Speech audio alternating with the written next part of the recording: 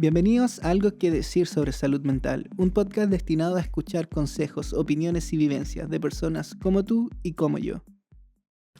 Hola a todas y todas, bienvenidos a este nuevo capítulo de Algo que Decir sobre Salud Mental, capítulo 6 ya. Estuvimos en un breve receso de 6 meses, pero aquí estamos de vuelta con una tremenda profesional. Nos acompaña en esta ocasión la doctora Alicia Durán, cirujano dentista, especialista en trastornos temporomandibulares y dolor orofacial. Tremendo tema ahí para que la puedan ver en cámara. Oye, gusto tenerte, Alicia, acá. No, Gracias por aceptar la invitación. No, gracias a ti por la invitación. En verdad me siento muy honrada de estar aquí respondiendo tus preguntas. Ya, súper, súper. Bueno, la idea es que puedas ser un espacio que puedas disfrutar, que te sientas cómoda, que puedas tener esta como experiencia de radio, ¿cierto? Acá. Y bueno, vamos a ir hablando de diferentes temas de tu especialidad y algunas preguntitas que nos dejó la gente ahí en redes sociales. Dale. ¿Cierto? Lo primero, y yo creo que es súper importante, ¿cómo te llegaste a interesar por este tema, ¿cierto? Ya, me llegué a interesar porque yo soy paciente también de trastorno temporomandibular con historia de dolor mandibular. Ya. Ya, entonces, como dentista terminé mi carrera, salí y en ese momento, de acuerdo a lo que yo pensaba, ya, había bruxado todo el tiempo, estaba con mucho dolor. Y tenía una amiga, mi mejor amiga, que ya estaba haciendo la especialidad y la llamé. Le dije, hoy estoy con mucho dolor, tengo bruxismo. Y me dice como, mira, anda donde tal persona, que el día de hoy es mi profesor. ¿Ya? Ya. O sea, ya fue mi profesor, pero siempre va a ser mi profesor. Mi mentor, por así decirlo, que es el doctor Casasus. ¿Un saludo para el doctor? Un saludo para el doctor Casasus, si es que lo llegara a ver. Entonces, o sea, ya sabes, fui a la consulta. Y estaba con este tema, era un dolor mandibular que me tomaba toda la espalda, incluso el brazo no lo podía levantar. Y como yo ya estaba trabajando, no me permitía trabajar bien. Yo lo asociaba a estrés.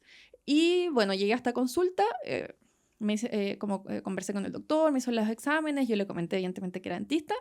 Y el doctor en 5 minutos me explicó más o menos como a grandes rasgos qué son los trastornos temporomandibulares, qué es lo que estaba pasando, y pasé de no entender nada de lo que había visto en la U a entender todo. Y ahí como que la cabeza me explotó y dije así como, wow, claro. Esto es demasiado interesante. Oye, qué potente, porque tú en ese tiempo estudiante. Yo ya era el primer año, llevaba como 6 meses de egresado. Ya, 6 meses. Sí. O sea, claro, uno pensaría, ¿cierto? Desde la ignorancia que para una persona con las herramientas de la profesión sería más fácil identificarlo, ¿cierto? Claro. Y cuán más aún complejo es a veces para los simples mortales que no conocemos tanto del tema, ¿cierto? Sí.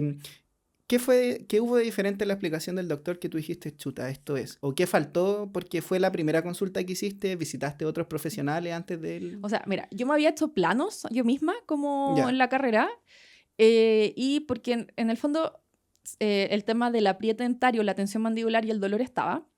Entonces, la gran diferencia fue el tema del diagnóstico. Ya, lo que yo tenía en ese momento, o sea, yo tenía un bruxismo, yo hacía sonar los dientes delante, pero el dolor y el origen de todas mis molestias, ¿ya? Era un trastorno temporomandibular, que es bien similar, de hecho, al que tienes tú. Ya tengo una osteoartritis también en la articulación. Y en el fondo, el entender todo eso y como racionalizar todo el proceso me ayudó también como a entender ahí todo lo que estaba pasando. Claro. Y en el fondo, eso es lo importante, en el fondo diferenciar entre qué es un trastorno temporomandibular y qué es bruxismo, porque son cosas distintas, pero que hasta el día de hoy mucha gente, incluso los dentistas, lo meten en el mismo saco. Claro, justamente eso te iba a preguntar, porque todo uno lo resume en bruxismo. Exactamente. ¿Cierto?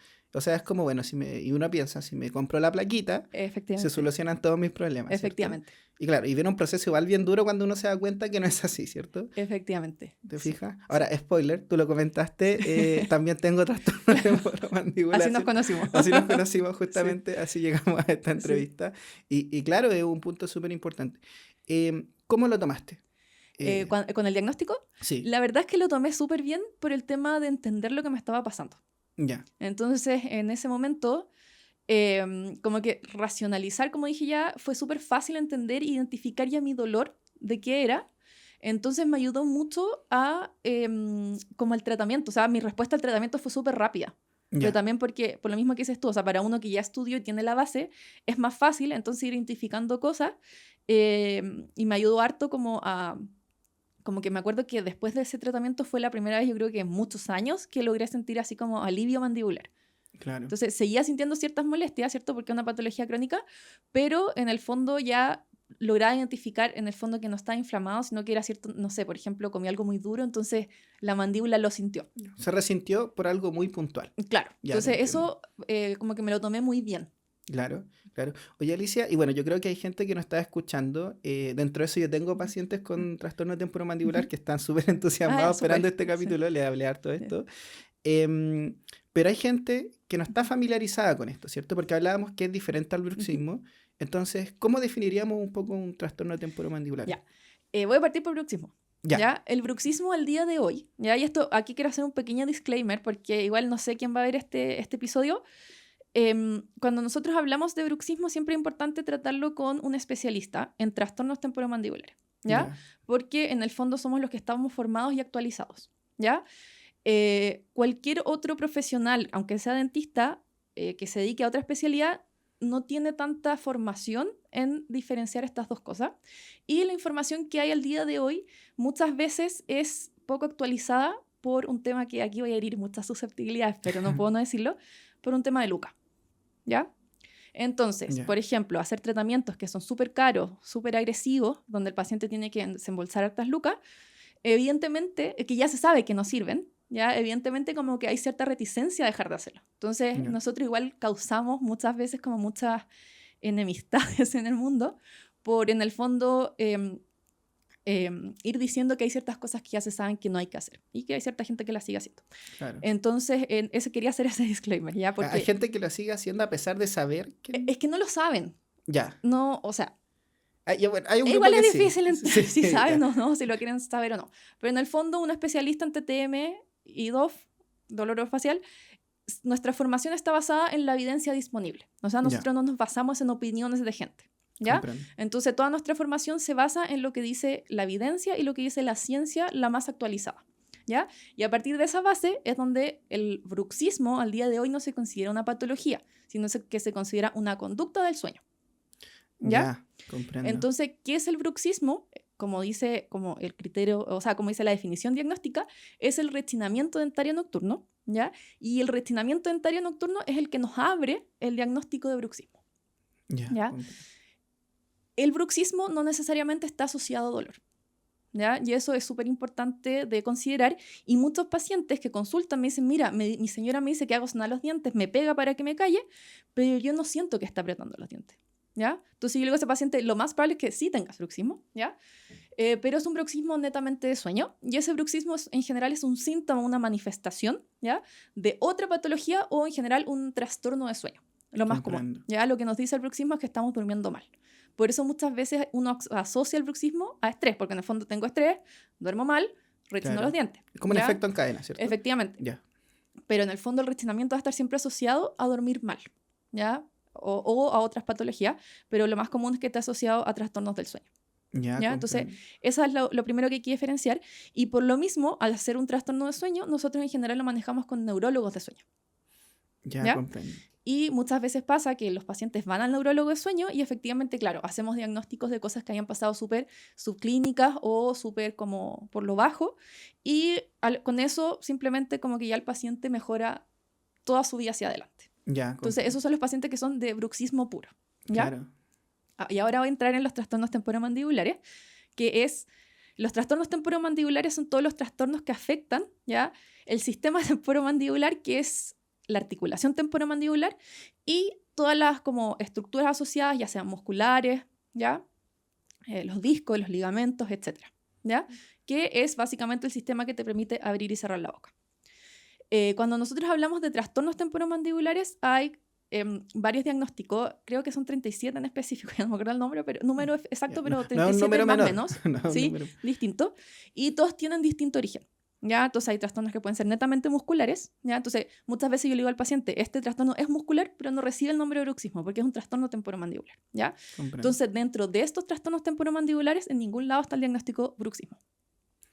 Entiendo, comprendo. Entonces, hay trastornos temporomandibulares musculares, que no son bruxismo, hay trastornos temporomandibulares articulares, hay trastornos temporomandibulares que son por, en el fondo que son como mecánicos, ¿ya? O que son como de incompatibilidad estructural, ¿ya? Hay algunos que son de anquilosis, hay algunos que están asociados a adhesiones articulares, etc. Entonces son un gran número de estos trastornos. Y la verdad es que es difícil de resumir un poco más, No, más te que entiendo. eso. Hablé Pero mucho. no te preocupes, Yeah. creo que es súper importante porque el hablar mucho refleja la complejidad Claro. diagnóstica, Sí. ¿cierto? Del tema y la importancia de repente hacer un diagnóstico diferencial que a veces no se puede hacer de manera tan rápida como uno está acostumbrado a ir al dentista, ¿cierto? Efectivamente. Porque por lo menos, insisto, voy a referirme a los mortales, Sí. a No, sí, la está bien, mayoría de sí. personas, en el sentido de que uno tiene esto muy estereotipado de voy por una carie, me anestesian, me tapan Claro, la carie, me voy. claro. Y es un proceso muy mecánico, ¿cierto? Ujú. Entonces uno tiene en la cultura muy arraigado esto de que los procesos dentales son mecánicos, Claro, ¿cierto? efectivamente. ¿Te fijas? Y como esto es algo mucho, mucho más complejo que requiere, obviamente se da una atención que requiere un poco no sé, de preguntar más detalles, ¿cierto? De expresar un poco más. Y bueno, aquí yo te comento un poco mi experiencia como paciente, que tú también probablemente lo has visto, que muchas veces cuando uno consultaba inicialmente por estos dolores, la experiencia era como la de ir a tapar una carie. Era Claro. algo muy técnico, muy, te duele esto, es por esto, listo. Como si hubiera una respuesta instantánea, ¿cierto? Eso lleva muchas veces al error diagnóstico dentro de tu experiencia, dentro de lo que tú has Sí, escuchado. mucho, porque en el fondo incluso pueden coexistir varios trastornos y pueden coexistir con otras comorbilidades que son no solo, o sea, cuando nosotros evaluamos a un paciente, y tú lo sabes, nuestras evaluaciones en general, a diferencia de lo que se acostumbra, son pagadas porque son evaluaciones súper largas, ¿ya? En general, una evaluación de TTM debería durar desde 40 minutos, ¿ya? Hay lugares donde dura menos por un tema Ya, de que ya, así son los lugares, no vamos a hablar de eso. polémica, Así es la música vida, polémica. claro. Pero en el fondo nuestro diagnóstico en general dura de 40 minutos hacia arriba, ¿ya? Porque tenemos que preguntar historial odontológico previo, historial mandibular, historia del dolor, no solo el dolor del momento, tenemos que preguntar de sueños, enfermedades, medicamentos, ¿ya?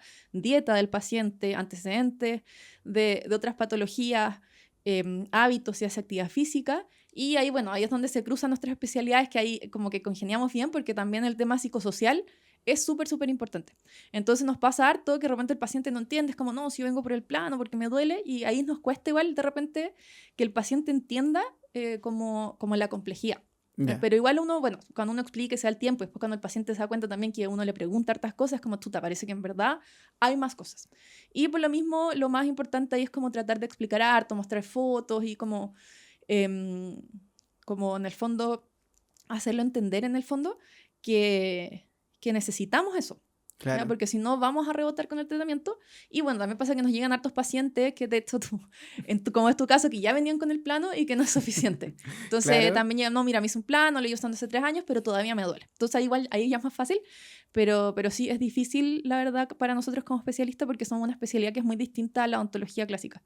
claro. Entonces, ese manejo sí es difícil, pero se logra. Claro, no, y como digo, yo lo hablo un poco dentro de la gente que comentaba en redes sociales y también de la experiencia propia del dar bote muchas veces. Sí. Y yo llegué a un punto de desesperación en donde le dije a la persona, mira, anda a Ujú. hacer, mándame a hacer por favor todos los Ujú. exámenes que se tengan que hacer. Da lo mismo si se pierden 3 o 4 exámenes, porque es muy típico que primero se mandan a hacer Claro. unos exámenes primero y dependiendo de los resultados. Y era un punto de desesperación decir como quiero entender qué pasa. O sea, Claro. ni siquiera primero querer sanar el Sí. dolor, sino quiero saber qué pasa, entendiendo que con eso ya puedo hacer algo. Sí, Entonces, es que esa es la base de todo. Yo siempre digo a los pacientes, o sea, yo no te puedo entregar un plan de tratamiento si yo no tengo un diagnóstico. claro, Entonces, ponte tú, yo no puedo entregar un presupuesto de A si yo no sé si lo que tienes, A te va a ayudar.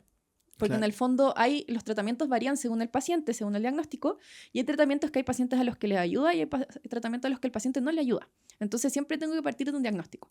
Y eso al menos siempre me va a demorar 2 sesiones, a menos que el paciente ya venga con examen, que claro, ahí es más rápido. claro. Pero igual, y aún así nos pasa harto que igual a veces los pacientes igual, pese a eso, no andan tan, o sea, rebotan igual, porque en el Ya, fondo, y ahí esa es la complejidad del tratamiento del dolor, que nosotros lo hablamos siempre desde el principio con el paciente, de en el fondo ya, tengo un diagnóstico, pero en el fondo tenemos todo este background, ¿cierto? Que nos va a estar influenciando el dolor. Entonces, claro, por ejemplo, ahí es donde entra el tema psicosocial. En el fondo, ya, yo puedo hacer esto, pero si yo identifico una vulnerabilidad o algo que tengamos que ver, es como, mira, yo puedo hacer todo esto, pero si no manejamos esto, aunque yo haga esto, no voy a andar bien. Y claro, y ahí entra la responsabilidad también. Efectivamente, y también la honestidad de decirlo desde el principio. Claro. Entonces, esa es la dificultad como de hacer un buen diagnóstico y de un especialista, en el fondo, que desde el momento uno identifica tus factores de riesgo y tus predictores de fracasos, como lo llamamos nosotros. Ya, te entiendo. Y tú tocabas el punto del factor psicosocial y saco un poco este estereotipo que hay del ir al dentista, que es como, porque obviamente la primera persona que uno busca es el dentista, no quizá un especialista, ¿cierto? Claro, o sea, siempre uno pasa en general por Claro. un general y después por un especialista. Y tiene que ver mucho con un paciente que, claro, no va a recibir esa respuesta mecánica, donde todo queda en manos del profesional, sino necesita también poner de su parte en ese sentido. Y muchas veces les toca enfrentarse a pacientes que llegan con mucha frustración. Sí. Justamente, ¿cierto? Por este tema del rebote y diferentes cosas. ¿Cómo es enfrentarte a esos pacientes con frustración como profesional, ¿cierto? Mira, es difícil, pero nosotros igual tenemos formación en eso. Ya. Entonces nosotros en la especialidad trabajamos y tenemos un profesor que es psicólogo, que está presente en todas las clases, todas las semanas, y nos van dando esa formación que quizás no se da tanto en la odontología general. ¿Ya? Entonces es difícil y uno igual con el tiempo lo aprende a manejar, pero al principio yo creo que es bien... ¿Chocante un poco? Sí, chocante, y se te hace difícil porque uno quiere ayudar al paciente, entonces claro, el paciente viene frustrado, pero la clave ahí es como en el fondo entender y ponerte en el lugar del paciente, en el fondo la empatía, y entender, claro, es un paciente que está con dolor, que lleva meses con dolor y que todavía no tiene una solución. Entonces, y ahí siempre también la honestidad y siempre ser lo más explicativo posible, eso como ayuda N, pero sí es difícil y a veces es súper frustrante porque uno quiere hacer lo mejor que puede y llega así como, hola, ¿cómo estás?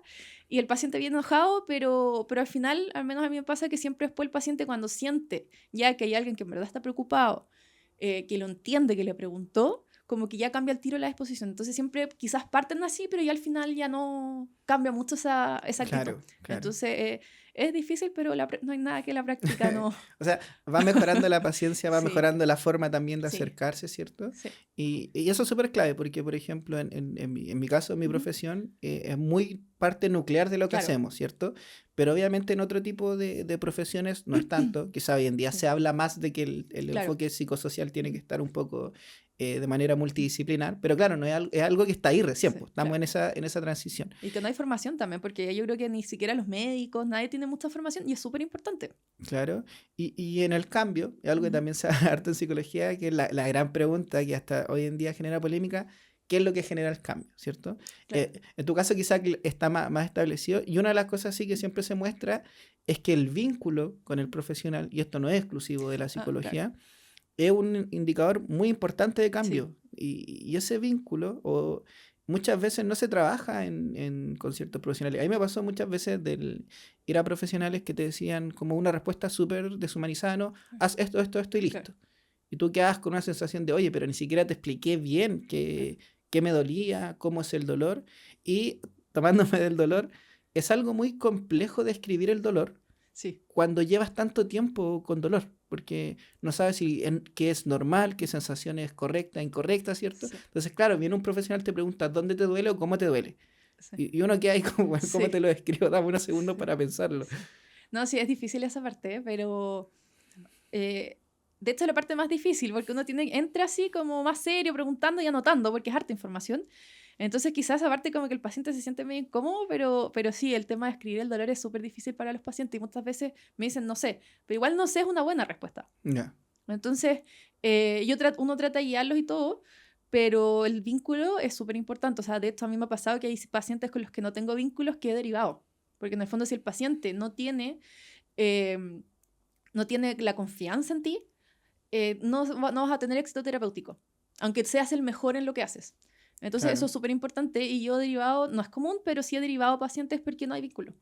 O más que derivarlo, decirle, mire, ¿sabe qué? Creo que sería mejor que si usted quiere buscar una segunda opinión, búsquela. Porque en el fondo lo que uno necesita es eso. Claro. Y claro, hay una incomodidad que a veces tú notas un poco de la... Claro, sí, hay gente más escéptica o gente que llega como con una actitud o no sigue las indicaciones o no se abren contigo. Y uno eso lo nota. Cuando un paciente se abre contigo, ¿no? Sobre todo nosotros que siempre nos dicen que son como psicólogos. ¿Te ha tocado hacer mucha contención emocional? O sea, mis sesiones son, yo te diría, son 80% es un tema de contención. De contención y de escuchar y de empatizar con lo que está pasando el paciente. Si yo no tengo eso, mis tratamientos andan mal. Entonces, ponte tú, cuando yo tengo poco tiempo, depende de dónde esté, yo lo noto. Comparado como cuando tengo el tiempo de escuchar, se nota mucho la diferencia y al final el tratamiento que hago es el mismo. Claro, te entiendo. Pero es porque mejora el vínculo. Claro, y mira, y algo que yo puedo dar fe, porque acá estamos justamente en un proceso de tratamiento, que algo que marca mucho y que uno igual como profesional trata de transmitirlo, es el sentir que el profesional genuinamente tiene un interés en poder ayudarte, ¿cierto? Y con un interés genuino no quiere decir que uno transgreda límites, ¿cierto? Claro. Que vaya más allá o que haga un sobreesfuerzo que sea poco sano ni nada, ¿cierto? Pero sí es un interés genuino dentro de lo que puede hacer, dentro de su rol de, chuta, estamos en esto, formemos equipo, por decirlo de alguna manera. Y eso, claro, yo por lo menos como paciente lo sentí y creo que es relevante en realidad en cualquier experiencia profesional un poco. Sí. Porque es como, bueno, a esta persona le interesa. Y ahí viene algo muy clave, que es realmente sentir que no estoy solo en esto. Claro. Un poco. Y también sentir que no, porque en el tema de dolor, que voy a eso porque mi especialidad en el fondo giramos en torno al dolor, como que el bruxismo lo vemos, pero es más secundario porque es más fácil de manejar o más, no sé cómo decirlo, más... No requiere tanto... No tiene tanto factor externo, es como más asino. En cambio, el dolor tiene tantas aristas que siempre me voy a ir a eso. En el fondo, cuando nosotros hablamos de dolor, al paciente le pasa mucho que han venido de lados donde le dicen que inventaron el dolor, que el dolor que sienten es por estrés, entonces el paciente, o que el dolor que sienten no es real, que no, está todo bien, pero a ti te duele. Entonces el paciente como que lo hacen sentir mal con respecto a su dolor. Entonces, y eso diferencia a un especialista en dolor, que es lo primero que te dicen, nunca puedes invalidar el dolor de una persona, porque el dolor es una experiencia subjetiva. Si el paciente a ti te dice que está experimentando dolor, es porque él está experimentando dolor. Claro. Y tú siempre tienes que empatizar con esa experiencia de dolor. Si hay algo biológico alterado, bueno, lo puedo resolver. Si hay algo no biológico y tú identificas una causa, pero el paciente está con dolor, el paciente está con dolor. Y los dolores crónicos en general muchas veces tienden a ser así, que no hay una causa, sino que el paciente le duele y es como, mira, está todo bien, te duele, y ya uno tiene que ahí hacer un manejo que es distinto al manejo que es clásico de dolor agudo o un dolor secundario, un dolor inflamatorio. Entonces, en ese sentido... como el vínculo es súper importante porque parte fundamental es decirle al paciente como te creo y te voy a acompañar y te voy a ayudar. Entonces muchas veces a nosotros nos pasa, de esto siempre la pregunta típica cuando uno entra al menos en mi universidad, cuando uno entra a estudiar esta especialidad es ¿cuál es tu tolerancia a la frustración? Porque en el fondo nos pasa mucho que de repente no logramos un éxito del 100%, pero el paciente ya al entenderlo y al ayudar a bajar ese dolor, el paciente ya siente que es un éxito terapéutico. Mejora la calidad de vida, obviamente. Efectivamente. Entonces, en ese sentido va todo súper asociado al vínculo, porque en el fondo si no hay vínculo, eso nunca va a pasar. Claro, te entiendo. Y ahí entra un punto importante. Bueno, vemos que incluso entre profesionales cuesta saber identificar esto, pero tiene que ver con el tema del conocer un poco partes de nuestro cuerpo, en este caso lo mandibular, ¿cierto? En general, no sé si estás de acuerdo conmigo, Alicia, pero a nivel educativo muy poco se habla del autocuidado corporal, del poner la atención a tu cuerpo, de las partes. Y yo, imagínate, yo mucho tiempo siendo saxofonista, en mi vida había pensado la importancia de la mandíbula, siendo que ocupo una de las articulaciones también, ¿cierto? Y bueno, no de la mejor forma le comencé a dar importancia, pero ¿qué falta sientes tú ahí, en ese sentido de tener más conexión con algo que hacemos todos los días, que es como masticar, ¿cierto? Sí, bueno, es lo que dices tú, pasa mucho que uno vive esta vida tan rápida que muchas veces la gente no se da cuenta. Entonces hacemos la primera consulta y recién a la segunda me dicen, oye, mira, me di cuenta que en verdad esto y esto siempre me pasaba. O muchas veces que el paciente le suena la mandíbula y yo le pregunto y me dicen, no me suena, hago el examen, suena, y me dicen, no, nunca me había dado cuenta, y después el paciente me dice, no, en verdad siempre me ha sonado, solo que yo no lo había notado. Claro. Entonces pasa que esa desconexión igual influye, porque en el fondo uno no pesquisa como manifestaciones tempranas. Pero también pasa harto en ese sentido que la normalización del síntoma, que le digo yo. Que en el fondo uno siente cosas y siempre lo atribuye al estrés. ¿Ya? Entonces el estrés no es el único factor. Y ahí es súper importante porque uno en el fondo, claro, se olvida, lo omite, sigue haciendo su vida, te vas de vacaciones, mejora un poco, pero en el fondo algo estaba pasando. Entonces como que esa desconexión igual es importante y uno en general también parte importante que ahí también eres testigo como de tomar la conciencia de qué es lo que pasa. O, por ejemplo, qué alimento quizás te hace mal a tu mandíbula. ¿Ya? Entonces, cada paciente hay veces que no, mira, esto no lo puedo comer, esto no lo puedo comer. Yo, por ejemplo, personalmente sé que no puedo comer barritas de cereal, porque me como 2 barritas de cereal y me empieza a doler. Entonces, como eso es súper importante y es parte también del tratamiento, como el empezar a tomar conciencia y pesquisar así como esos pequeños detalles. Claro, proceso difícil. Y creo que ese tomar conciencia es un proceso igual compartido, en Sí, parte porque una de las conversado. cosas, claro, conversado, porque Sí. uno en terapia también muchas veces el trabajo es comenzar a tomar conciencia de las emociones, ¿cierto? Quizá, claro, acá en algo quizá más práctico como el masticar, pero también, y en ese sentido, bueno, algunas veces lo hemos conversado, en este abordaje multidisciplinar, sobre todo en esos casos donde el dolor puede venir de diferentes Claro. aristas, ¿qué tan relevante ha sido, por ejemplo, el que pacientes acompañen su proceso con una terapia psicológica? Mira, es muy importante porque el tema de que cuando tú me invitaste acá te dije como que en verdad agradezco mucho la invitación porque los trastornos temporomandibulares, una de las principales como comorbilidades es el eje psicosocial para nosotros. Yeah. Entonces hace la diferencia enorme. Y de hecho muchos pacientes, como te dije, que no tienen opción por un tema monetario, porque igual sabemos que es cara la salud mental en este país, te pueden marcar que el paciente no ande bien. Entonces el apoyo cuando uno tiene 2 cosas. 1, la posibilidad de que el paciente acceda y 2, de que el paciente quiera ir, Claro, hace una diferencia súper grande. claro. Súper grande. Entonces para nosotros, como te digo, nosotros en la especialidad tenemos un psicólogo que ve a los pacientes toda la semana. ¿Ya? Entonces ahí es una súper buena oportunidad dentro de las herramientas que hay de que esos pacientes reciben ese apoyo como en el lado como psicológico. Y en general también el psicólogo es capaz de recabar mucha más información porque tiene mayor formación Ya comprendo. en abordar a estos pacientes. Entonces la diferencia es harta porque también muchas veces se entrega un feedback de información que uno no había logrado pesquisar. Con detalles de, oye, esta persona me dijo Claro, 4 cosas, en terapia con el psicólogo salen claro, 20 y de claro. esas 20 quizá 3 son claves Efectivamente, para manejarlas tú, como efectivamente. ya te entiendo. Entonces es súper importante. Y el único, o sea, la lata es que es poco común. Ya, Ya sea porque hay muchos pacientes que sienten, sobre todo que ya cada vez es más normal que hablemos de salud mental, pero igual muchas veces es un tema que el paciente se siente como atacado cuando uno le dice, hoy no has pensado en consultar. Entonces, desde esa arista es difícil y también desde la arista de la posibilidad de acceso.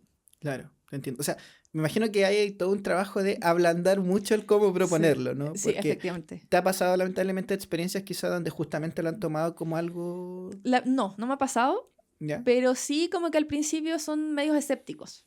ya. Y es Como que te escuchan con respeto, claro, pero tú como ves en el te rostro escucho que... pero no te creo. Ya, Y después cada vez empiezan como, sí, mira, en verdad esto me está influenciando, esto otro también. Entonces ahí como que al final después igual, porque es súper evidente cómo influye. Entonces el paciente lo va notando, es como, sí, en verdad quizás debería ir. Y lo otro que cuesta harto es encontrar psicólogos que quizás tengan una base como más... científica, basada en no, evidencia. como más lo que dices tú, como de empatía, ponerse en el lugar del otro, de dar ese vínculo, Ya, ¿ya? de Porque más de muchas habilidad veces, blanda, ¿no? claro, porque Ya, muchas veces consultan, los lugares más baratos son lugares donde las consultas son más cortas, entonces el psicólogo casi que anota, escucha y listo. Entonces como que igual eso sí ha sido difícil, como en el fondo saber dónde mandar, porque saber que con esa persona vas a tener como... sentir esa confianza profesional Sí, de decir, lo estoy enviando en buenas manos, claro, como ¿cierto? no fui al psicólogo, me dijo que estaba todo bien, porque eso a veces te pasa y tú sabes, y tú no sabes así como, no, está todo bien. Claro, o sea, ¿Ya? tú desde tu rol pudiste hacer un par de preguntas y ya te Claro, diste cuenta que probablemente hay cosas que no están claro, bien y te hace ruido un poco, ¿cierto? Que efectivamente. el profesional no haya podido ver nada. Efectivamente, entonces, o sea, no digo que sean malos profesionales, pero sí hay el sistema, ¿ya? Y cuando uno accede a cosas que son más baratas, de repente las condiciones no le permiten al profesional desempeñarse quizás como se debería desempeñar. ¿Ya? Claro, Entonces, ponte tú, no sé, clásico, consultas de 10, 20 minutos y evidentemente no... claro, muy corto, o Claro, sea, y una carga de pacientes es gigante y el tema, o sea, bueno, eso lo sabes tú, ser psicólogo, o sea, para mí que no soy psicóloga, pero trabajo con esto, es súper demandante. Para un psicólogo debe ser 1000 veces más demandante, no sé, tener 20 pacientes en una mañana, ponte tú. Entonces yo creo que igual ya estás cansado, se te van a pasar cosas. Claro, y, bueno, el tema tiempo, en lo que es la atención psicológica, es como Sí, vital justamente porque, claro, al minuto 20, probablemente en una primera atención la persona recién se está claro, soltando, recién está diciendo, oye, puede que me agrade esta persona, y ahí claro, tú le dices, oye, chao, ¿cierto? Entonces, es un sí, tema, y bueno, las habilidades blandas, yo creo que como en toda profesión, se espera que el sí, psicólogo tenga habilidades blandas, claro. de ahí a tenerla es un mundo, ¿cierto? Quién la tiene y quién no, puede haber Sí. un mundo de diferencia. No, y aparte que hay, como te digo, hay profesionales que son súper buenos, pero que de repente si el paciente no hace clic, no, nomás, ya está bien, hay que buscar otro. También Entonces es como cualquier pasa, relación. puede pasar. Entonces, si eso es importante, entonces eso como que esas son las dificultades cuando nosotros nos enfrentamos a Ya. enfrentar a los pacientes, cuando los derivamos en el fondo a psicólogos. Ya. Oye, y esta es un área, bueno, que como tú comentabas al inicio, Ujú. llegaste por tu propio Sí. diagnóstico, de ahí te llamó la atención como Ujú. profesional. Me imagino Sí. yo que justamente por lo poco que se sabía del tema, ¿cierto? Sí. Y ya con ¿cuánto tiempo de práctica ya Alicia dedica a esto? Eh, depende de qué consideremos. Ya, Porque yo entré a estudiar antes de estallido social y pandemia. ya, ¿Ya? Ahí entré a la especialidad y después como que fue, como pasaron todas estas cosas, como que pasó mucho tiempo, entonces fue como una práctica media, por ya eso te te digo. entiendo. Pero ya el 2021 empecé a trabajar full como especialista. Ya, Y solo como especialista, o sea, no veo nada más. ya. Entonces ya 3, 4 años Sí, prácticamente, más la práctica. claro. Yo creo que una buena cantidad de tiempo para decir, en la práctica, ¿te ha gustado como profesional a Sí, me ti? ha gustado. Tiene sus muy buenos momentos porque, bueno, la mayoría de la gente que estudia salud, como que en el fondo tu objetivo es ayudar a alguien. Entonces tiene Ya, momentos muy buenos y tiene también momentos que pueden ser muy malos, por ejemplo, que evidentemente no son culpa de los pacientes, pero cuando, no sé, pues uno tiene un paciente que está con dolor y no lo pudiste ayudar como querías, esa parte igual es difícil, ya. como emocionalmente, porque La sobre todo, frustración. sí, porque uno crea un vínculo, entonces cuando uno ve a una persona y como que la ve afectada, así como, pucha, estoy con dolor, como que yo creo que esa es la parte más difícil, pero en general me encanta lo que hago, amo lo que hago, hablo, por eso esto cuando me preguntan, y lo mismo cuando yo estoy haciendo los tratamientos que contigo me va a haber pasado, me pongo a hablar y puedo estar horas sin parar porque en el fondo me gusta lo que hago y me gusta explicarlo, porque en el fondo hay tan poco conocimiento que cuando uno lo va entendiendo, como que todo va teniendo un poquito más de lógica. Claro. Ahora, yo creo que ahí llegamos a cosas, bueno, esto es opinión personal, que son transversales en realidad a la profesión, independiente de la disciplina en particular. Como el educar sobre lo que uno hace, ¿cierto? Porque yo siento que en psicología es importantísima la psicoeducación, de cualquier área, sea Sí, psicología educativa, clínica, forense, etcétera. En tu área, creo que es importantísimo que la persona llegue con la angustia de entender lo que me pasa, claro, ¿cierto? Pero también en el médico general, que me expliquen sí, por qué estoy con este claro. dolor en el pecho. A propósito del tema respiratorio, un saludo a toda la gente que está ahí Sí, con tema respiratorio que está sí, pegando bien fuerte. Pero uno espera, diría, de todo profesional, por eso digo que siento que son cosas más transversales a claro. ser profesional, una educación sobre el tema y que por lo menos sepa algo que no sabía antes de entrar un poco. Y yo creo que ahí ese proceso es vital. En tu práctica, ¿ha sido vital el educar sobre el No, tema?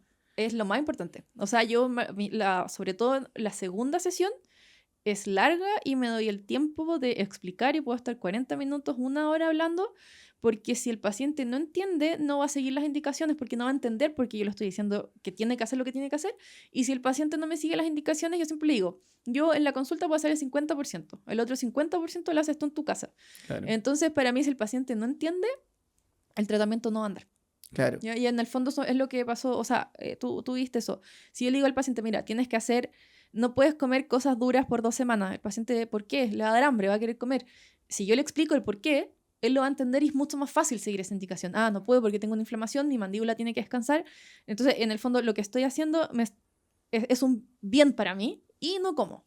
En claro, cambio, si yo solamente le digo al paciente, ah, no puede comer, el paciente va a decir, ah, bueno, ¿y por qué? Ah, da lo mismo, como igual. claro. Y ahí todo el tratamiento se puede ir A las pailas, buen chileno. ahí mismo. Sí. Como te digo. No, y súper importante. Mira, algo que yo hago Ujú. también en ese sentido es como de repente plantear objetivos en conjunto. Claro, Que a veces uno igual como profesional los direcciona un poquito sí. porque sabe que son cosas muy transversales, ¿cierto? Que Ujú. no puede trabajar si uno no trabaja eso. Pero igual llega a un punto de, ambos comprendemos el objetivo de Claro, este proceso y claro, cuando lo comprenden el compromiso es... es distinto. porque es muy Sí, humano, o sea, lo que no nos interesa, lo que no entendemos, le ponemos poco esfuerzo. Sí, aparte que no te hace sentido. Sí. Es cosa de pensarlo en uno mismo. Si hay algo que no me interesa, si hay algo que no comprendo, lo dejo ahí, o pongo cara que me interesa, pero no. No, pero por eso te digo, yo misma cuando fui pensaba que tenía bruxismo y después entendí qué era lo que pasaba, como que la forma en la que enfrenté lo que me pasaba fue muy distinta porque entendí lo que me estaba pasando. Claro. Y uno identifica síntomas, identifica cosas, entonces es muy distinto. Antes era hasta como nebulosa de que me dolía y no sabía qué era, a ahora que en el fondo cuando me duele sé ya efectivamente qué es lo que está pasando. Claro, comprendo. Entonces cambia también la forma en la que uno enfrenta la enfermedad. Totalmente. Entonces, la educación del tema es clave. ¿Estamos de acuerdo que es transversal a cualquier profesional? Sí. No, es muy importante. Sí.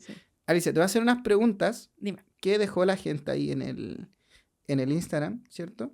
Mira, la primera la voy a saltar porque creo que la respondiste súper bien dentro de lo que hemos hablado, que es por qué está tan subdiagnosticado el tema del TTM, y lo hablamos harto al inicio. Y aquí alguien nos pregunta, y ahí tú explícame porque no, anoté la pregunta, pero no sé específicamente a qué se refiere. Dice, además de la férula y el tratamiento psicológico, ¿qué más se puede hacer para mejorar la calidad de vida? Llevo 2 años con dolor, justamente lo que hablábamos. Lo primero que hay que hacer es un buen diagnóstico. ¿Ya? Eso es con lo que partí al principio. Tengo que saber dónde estoy parada, cuál es el diagnóstico, y también, como dije, pueden haber varios diagnósticos. Entonces yo siempre le digo a los pacientes que uno lo que hace no es que elimina de una todos los diagnósticos, sino que como que vamos limpiando maleza, ¿ya? Entonces hay muchos más tratamientos que solo la férula y el acompañamiento psicológico, pero primero hay que hacer un buen diagnóstico y ver qué es lo que está pasando y qué es lo que está alterado.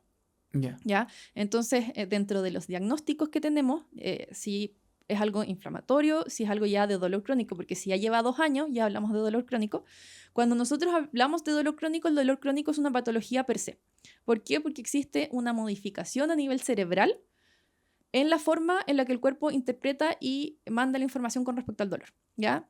Entonces se generan cambios nociplásticos que en general los tenemos que manejar con otros fármacos. O sea, con fármacos no necesariamente enfocados que el paciente de repente dice, ¿por qué me dan esto? Claro. Es por eso, porque estamos actuando a ese nivel que nosotros le llamamos neuromodular, ¿ya? Entonces, lo primero que hay que hacer es un buen diagnóstico y ya con el antecedente de dolor crónico, evidentemente nos dice que algo está pasando y que también va a ser un dolor que no va a ser que yo hago algo y se va a pasar inmediatamente. Claro. Y eso también es súper importante. No crear falsa expectativa, ¿no? Efectivamente. Ya, como una expectativa realista. Efectivamente. Esto no es un interruptor que yo prendo, apago y todo va a estar bien, sino que es un proceso, ¿ya? Porque en el fondo tengo que quitar 2 años en que tu cuerpo estaba interpretando que hay que hay un input doloroso. Yo tengo que ir a borrar ese estímulo, ¿ya? Y ir a generar como nueva información. Comprendo. Y bueno, depende del diagnóstico y de la causa, porque pueden haber muchas. Hay incluso patologías que no tienen tratamientos, que ya son como los diagnósticos más complicados cuando hablamos de dolor neuropático, neuralgias, etcétera, es que en el fondo uno lo que hace es bajar el dolor, pero uno le dice al paciente no voy a poder hacer desaparecer el dolor. Pero ahí lo clave es hacer primero un buen diagnóstico. Claro, comprendo. Y Alicia, ¿podría ser, te pregunto a ti, como especialista, recomendable que la persona, como ya lleva 2 años, ¿cierto?, que haga una bitácora, por ejemplo, de los procesos de dolor, de los tratamientos que quizás diferentes profesionales han hecho? Sí, eso en general es una pregunta. Cuando el paciente llega así como, bueno, y que el paciente dice, mira, me han hecho A, B, C, D, porque eso es entregarte información. Claro. ¿Ya? Entonces, y anotarla, porque a veces pasa que, claro, a mí me pueden explicar algo, pasan 3 meses, voy al otro profesional y es como, algo me dijo, ¿qué me dijo? No, sí, mientras más sepa el paciente, mejor. ¿Ya? De hecho, siempre anotar, y lo mismo también los exámenes complementarios. Realmente el paciente dice, me hicieron un examen, pero quedó en la otra clínica. Yo siempre le digo al paciente, si usted pagó, ese examen es suyo, entonces usted pida que se lo manden al correo. Porque en el fondo, si yo no estoy el día de mañana por A, B, C motivo, o usted se quiere cambiar de tratante, el examen, la idea es que lo tenga y se lo pueda mostrar al nuevo tratante. Comprendo. Entonces, eso también es súper importante. Y bueno, el diario de dolor es algo que nosotros comúnmente pedimos.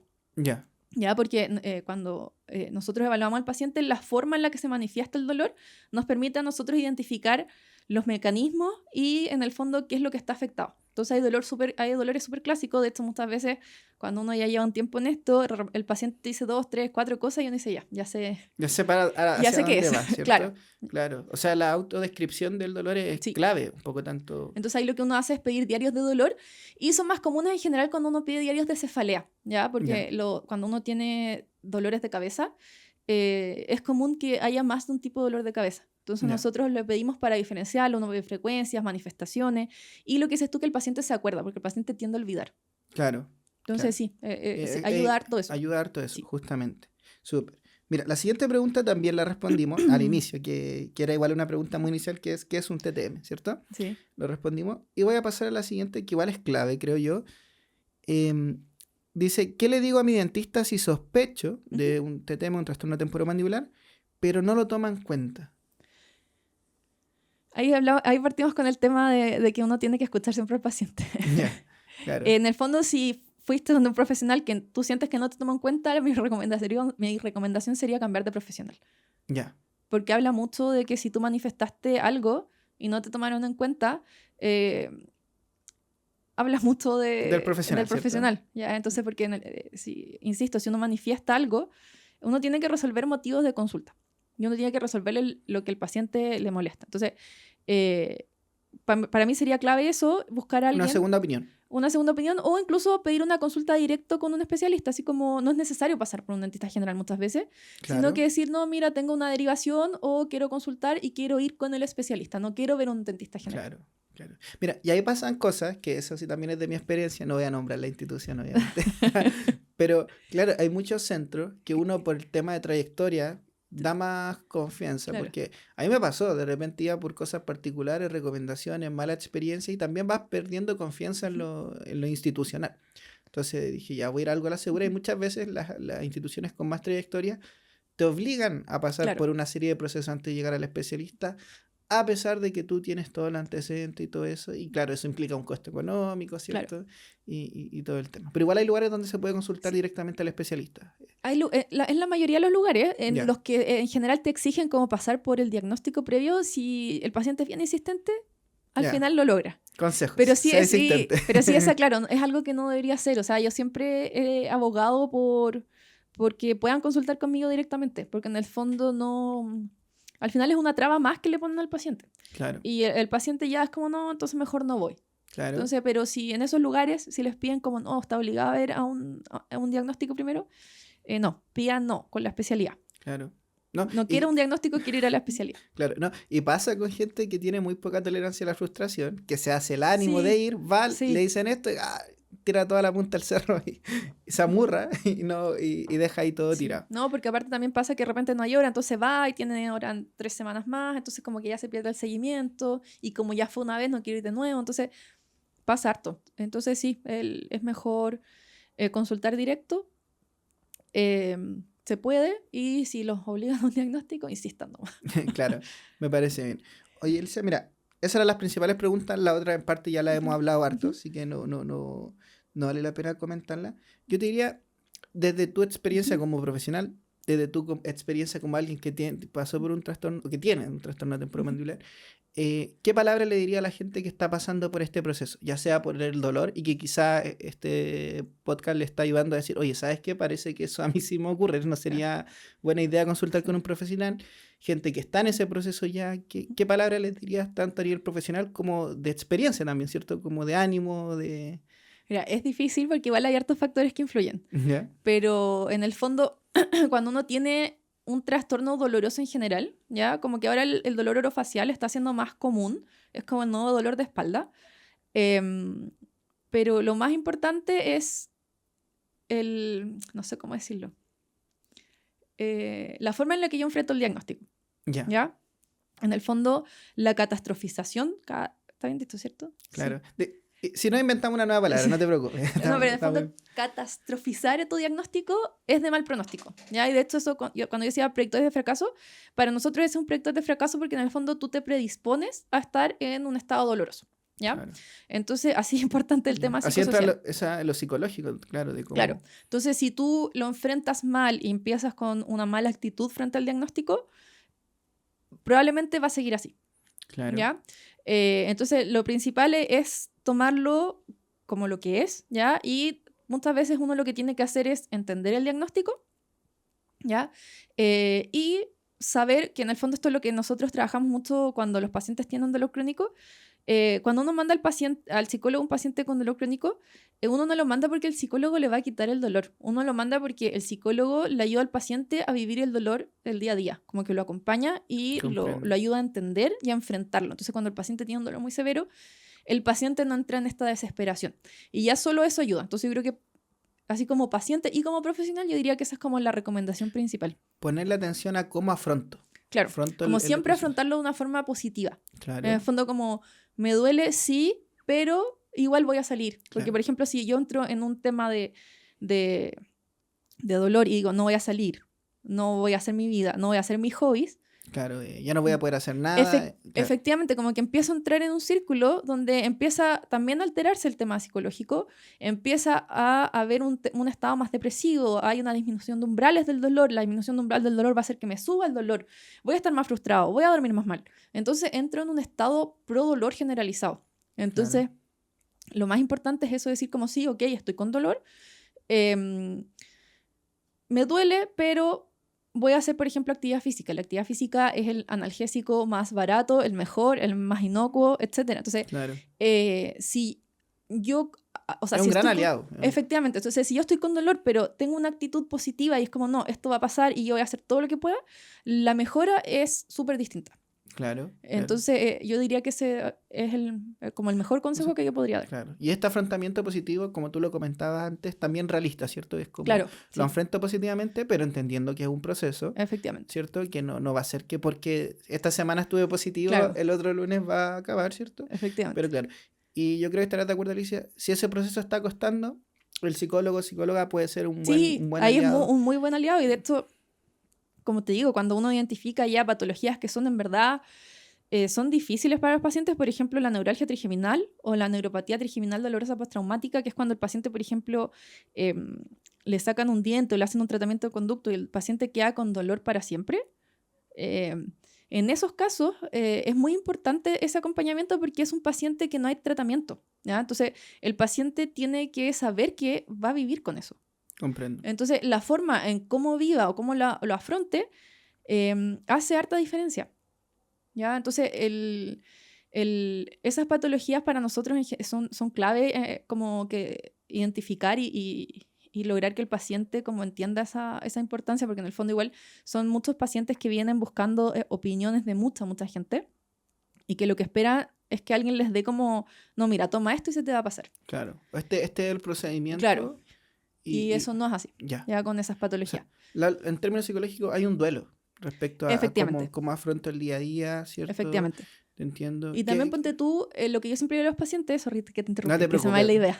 No, tú eres la invitada en este espacio. Sí, así que no te preocupes. Tengo muchas ideas, quiero hablar muchas cosas. Entonces, viste, ya se me olvidó, espérame. Voy. Ah, ya, eso te iba a decir.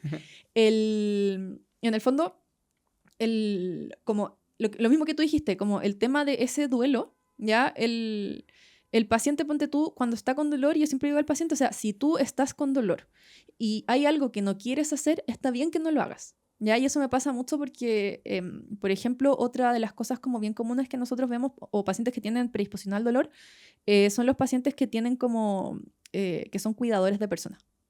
¿Ya? Entonces son pacientes que se postergan mucho y que de repente se sienten culpables por estar con dolor o por sentirse mal. Y ese sentimiento de culpabilidad es pésimo, porque les hace muy mal. Entonces, en el fondo entran en este como círculo de me duele, no lo manifiesto, no hago nada, me siento culpable. Entonces ese círculo empieza a crear algo como esta gran nube que empieza a crecer en donde empiezan más mal. ¿Ya? Puede llegar hasta una depresión. Efectivamente. Entonces, al final el tema de también decir, ok, me duele y está bien que me duela. Claro. Ya está bien tener esto y, por ejemplo, no sé, te voy a dar un diagnóstico. Que me frustre, que... Efectivamente, te dan un diagnóstico que quizás es más común, que quizás más gente se puede sentir como identificada, la migraña. ¿Ya? La migraña es genética, o sea, no hay cura para la migraña. Hay tratamientos preventivos, abortivos, etcétera, pero los pacientes van a tener migraña, ¿ya? Entonces, si un paciente tiene un episodio, por ejemplo, de migraña, que te invalida, te deja botado, es normal que no quiera salir, está bien que se quiera quedar en su casa. Entonces, como que eso es súper importante y eso uno lo logra muchas veces más con el psicólogo, ¿ya? Comprendo. Como porque en el fondo es un duelo de aceptar que eso pasa y mientras mejor uno, vamos al anterior, que en el fondo mientras mejor uno lo afronte, mejor también responde.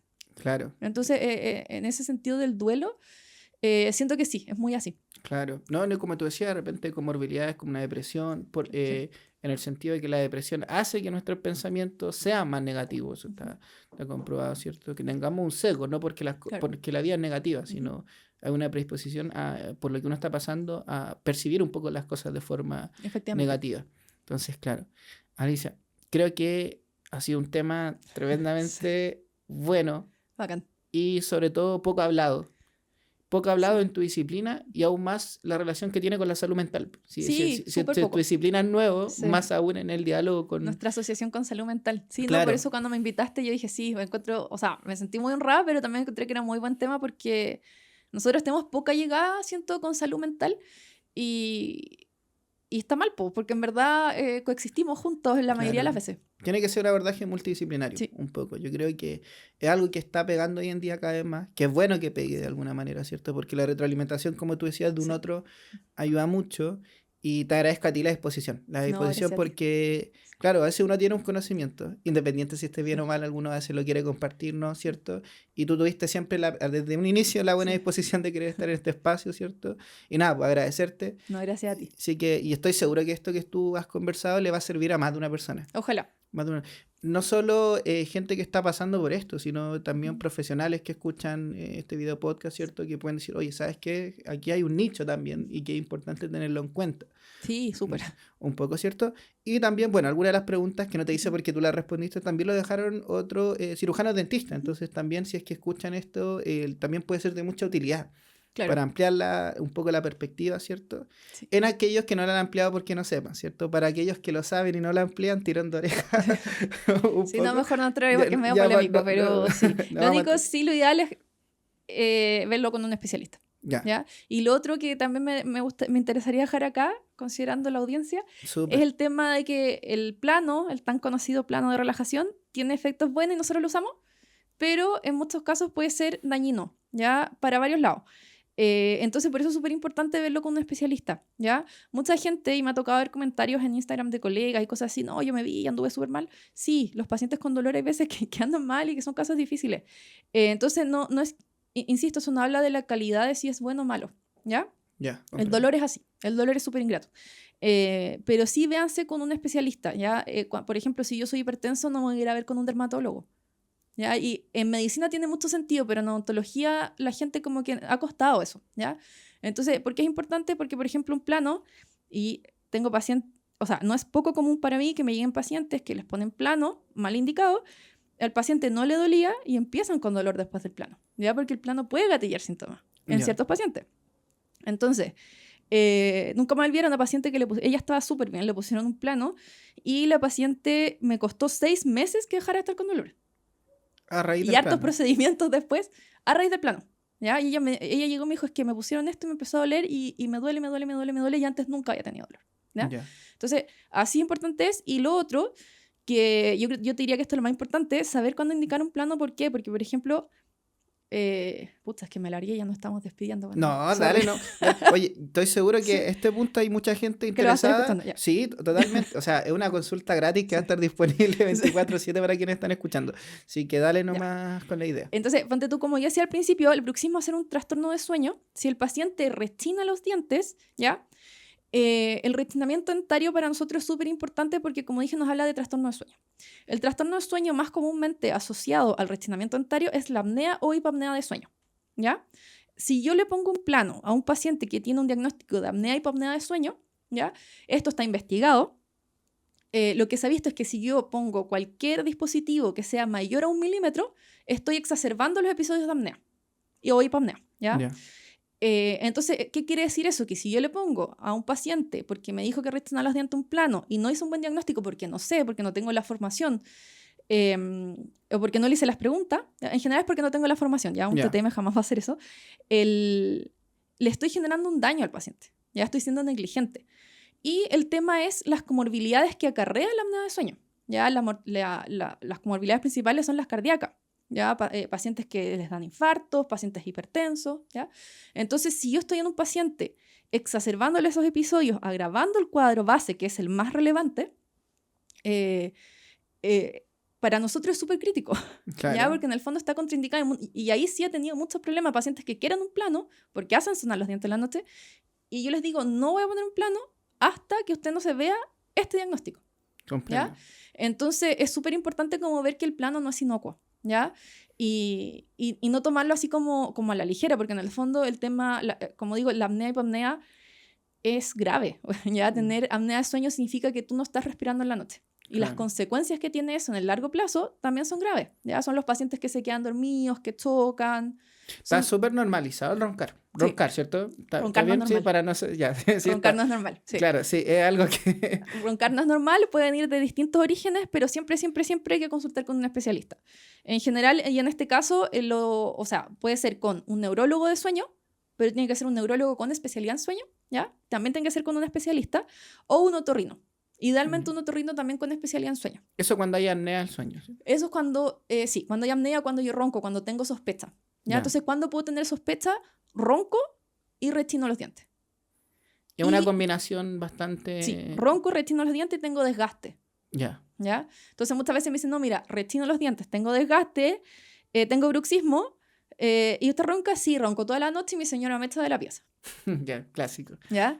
Entonces, eso me interesa que sí, como que qué bueno que me acordaste de eso porque eso, en resumen es que el plano no es inocuo. Claro. Para eso el plano se ocupa como un paracetamol, que soluciona todo, pero se usa como un paracetamol y puede ser súper dañino. Entonces, de hecho, los ensayos clínicos, porque muchas veces se dicen, no, pero los estudios que hay son de poca evidencia, pocos pacientes, pero claro, los ensayos clínicos se dieron cuenta que el paciente con plano empezaba a hacer más apnea y no pudieron seguir por temas éticos, porque en el fondo estabas ahogando al paciente intencionalmente en la noche. Claro. Entonces hay todo un tema ético de que no se puede investigar más allá porque ya se sabe que lo exacerba.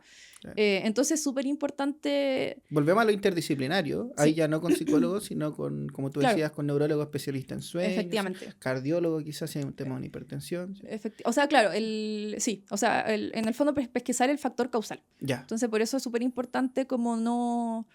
de verse con un especialista en el fondo. Comprendo. ¿Ya? Y de no pensar que el plano es inocuo y no, es que ahí me voy porque es más barato, etcétera. Entonces, no. ¿Ya? Si una persona le quiere instalar un plano y no le hace preguntas de enfermedades, fármacos, sueño, dieta, hábitos, historia de dolor, etcétera, etcétera. ¿Banderita roja? Banderita roja. Banderita roja. Sí. Si no le preguntan si ronca, usted arranque de ahí. Claro. Sí. No, punto importantísimo. Sí. Y qué bueno el tema. Bueno, está de moda el tema de las banderitas rojas, pero son bien útiles, ¿cierto? Sí. Son muy útiles. Sí. Oye, agradecido de este tremendo bonus track que nos sacó aquí la invitada. No, pero súper bien. O sea, yo creo que voy a estar en sintonía con todas las personas que escuchan que lo que está... pues esto último que entregaste es súper relevante. Súper relevante. De hecho, hasta mejor dando vuelta a algunas cosas que hay post podcast. Dale. Te voy a aprovechar de comentar. No, tranquilo. Igual cualquier cosa, no sé, que te comenten y todo, yo no tengo ningún problema en responder dudas. Oye, a todo esto, redes sociales, Instagram, algún lugar donde tú atiendas, donde quieras compartir, que te puedan contactar, buscar. Mira, en verdad no, o sea, tengo un Instagram, pero no lo uso mucho. Ya, está con un poquito de polvo. Tímida. Sí, no, es que soy media tímida en ese sentido. Ya, de las temas de las redes sociales. Sí, como que me siento, no sé, soy tímida, no... Bueno, acá va a salir harto material. Sí, acá va a salir harto material. Pero... O sea, ya ni siquiera me acuerdo cómo se llama mi Instagram. Ya, pero ¿tu nombre cómo te pueden buscar? Sí, como... Alicia Durán Egaña. Creo que algo así es. Y si no, bueno, mi correo o puede ser a través como de ti mismo, porque nosotros igual estamos en contacto. Claro, ningún problema. Si alguien tiene alguna duda, si algo no se entendió, ahí no tengo ningún problema en responder esas cosas. Porque en el fondo, como lo he dicho, la educación es como que es nuestra base principal. Entonces yo feliz de responder y sé que hay poca educación y poco acceso a esta información, entonces no tengo ningún problema en responder dudas. Ya, súper. Bueno, en el video que va a estar disponible en YouTube, igual voy a dejar el enlace de tu cuenta, cualquier cosa, y que la gente te pueda escribir. Así que si quieren contactar, tienen dudas. Si no respondo porque no lo reviso, pero voy a tratar de revisarlo. Ya. Bueno, si no en los comentarios, díganle a Samuel. Sí, si no responde, me avisan, me escriben a mí, yo le recuerdo que... Es que a veces en verdad no tengo tiempo ni de revisar el correo. No, es intenso. Sí, intenso. Sí. Así que eso. Alicia, te agradezco nuevamente, un abrazo grande y nada, espero lo hayas podido disfrutar y que te hayas sentido cómodo. No, lo disfruté mucho, lo pasé súper. Así que gracias por la invitación. Hasta luego.